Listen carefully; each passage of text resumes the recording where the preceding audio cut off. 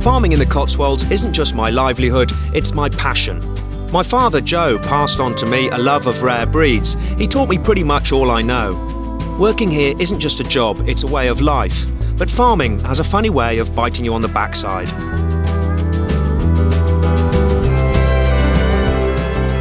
Recently, I went to see my mate Stretch, who had had the news all cattle farmers dread. His herd had gone down with TB again. I went to help him load up his cows to be taken for compulsory slaughter. God, they're lovely heifers, Stretch. How many of these have you got in this pen? We've got 10 in that pen and 10 in that pen. These are all in calf to sex semen. Sexed semen, so you know they're going to have female calves? Guaranteed to have a female calf, yeah. Oh, that must have cost you a bob or two. Yeah, twice the price of conventional semen. I mean, you'll get compensated for these? Yeah, for this batch of cattle, I'll get a cheque from the taxpayer for about £24,000. And it'll cost me, I've run around about £36,000 to replace them. Crikey, so you're not getting your money back? £12,000 lost to me, £24,000 lost to the taxpayer. Neither of us are happy. And you've been closed down with TB for how long now? Been closed down for 2 years now. I did check my records. Since we've been closed down, I've had just under 250 bull calves shot at birth. Goodness me, because usually you would sell those, but you can't move things off the farm. I can't move anything off shot. alive, so that's a total waste. Go on, girls. Go on, go on, girls. Go on, go on. Go on, step up. Does it really get you down? It does, yeah. It's very depressing when things like this happen, you know. Every time you think things are picking up, the milk price has picked up a bit the last few years, and then you get another kick.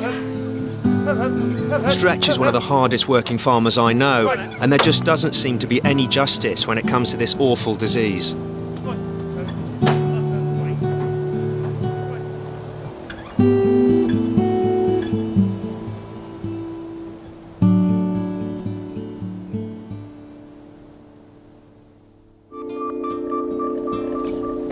A couple of sleepless nights after visiting Stretch, I just had to go and see how active the badger sets are near my farm and how close they are to my cattle.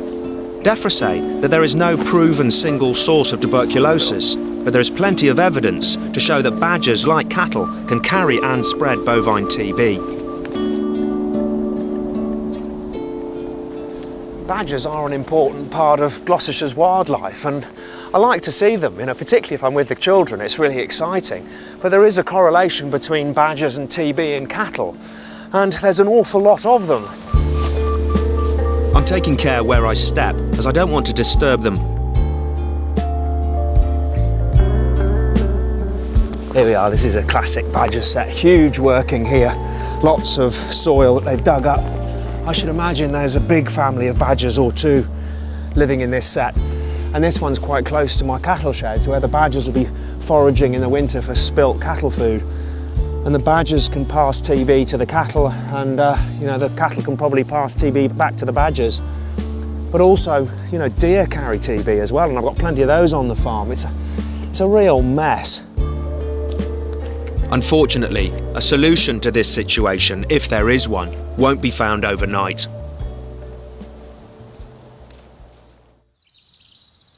When my herd went all clear of TB 5 months ago, it was a massive relief. Brilliant! It's all clear! Fantastic! But cattle farmers in TB hotspots like me must have an annual test. Today it's my turn again, and I'm pretty nervous.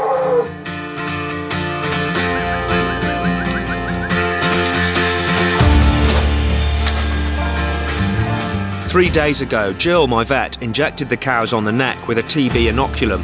Now she's back to get the results.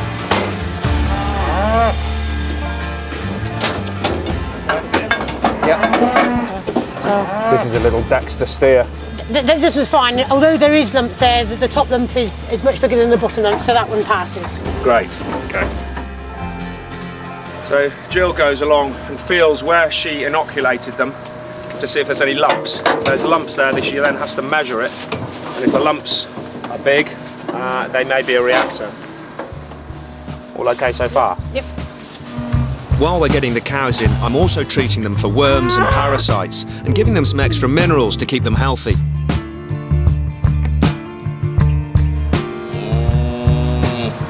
We wait till she's finished before we put any of these medicines on them, because don't want to waste it. They've got to go for slaughter if they've got TB.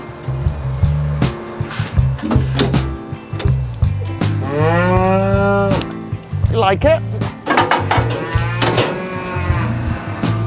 She's clear. Oh We've got a very obvious lump at the bottom here. I'm afraid it isn't good news, Adam. no. No, it isn't, is it? 18 on the bottom.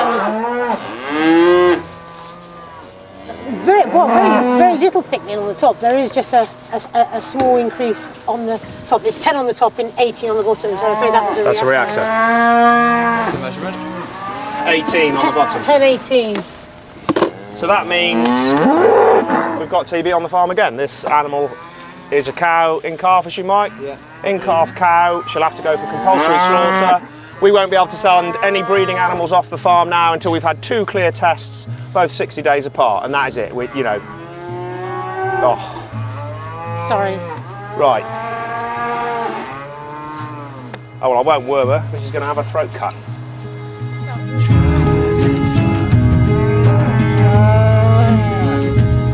All right.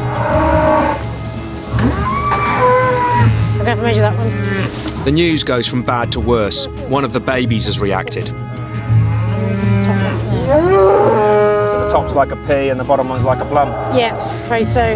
So I'm afraid- 271. Yeah, I record that. So this is a little White Park heifer calf, born this spring, part of our future breeding stock. It's got TB. We'll carry on down the race then.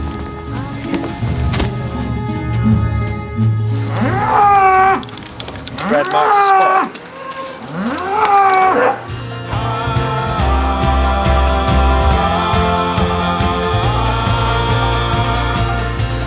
Now I know I've got TB on the farm, it's a case of damage limitation. This little Belgian blue calf has got TB and it's got to be isolated. I can't have it in with these other animals. It might pass it on to them if it hasn't already. If you could close the door, please, Joe. All right. So we're just going to put it in the box next door.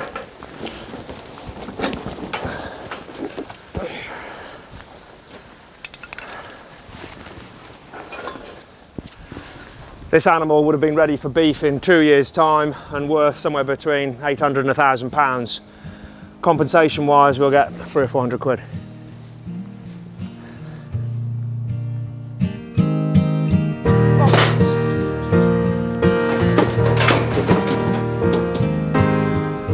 He passes. There, can you measure it while we stood there? Unfortunately, this one's got a lump at the bottom. This is a reactor. I mean, that's 4 animals now from 4 completely different groups. Wouldn't happen in your day, would it? The one thing that the government are doing now is that in TB hotspots, and we're in a hotspot on this farm, they're looking for people to help them with the vaccination of the badgers for TB, and they've asked whether we'd be interested in that, and of course we would, but you know, it isn't just one little set. There's badgers all over this farm, and the TB is showing up all over the farm. We're on a 1,600 acre farm here. We've driven 3 miles from one lot of cattle to another lot, so it's everywhere. So how you vaccinate all those badgers, goodness only knows. Oh, so their wormers washed off? So, as I house my cattle for the winter, it's a sobering thought to know I'll have to wait until the spring to have a chance of going clear from the disease. Next week, winter on the farm. TB or not, there's still plenty to do.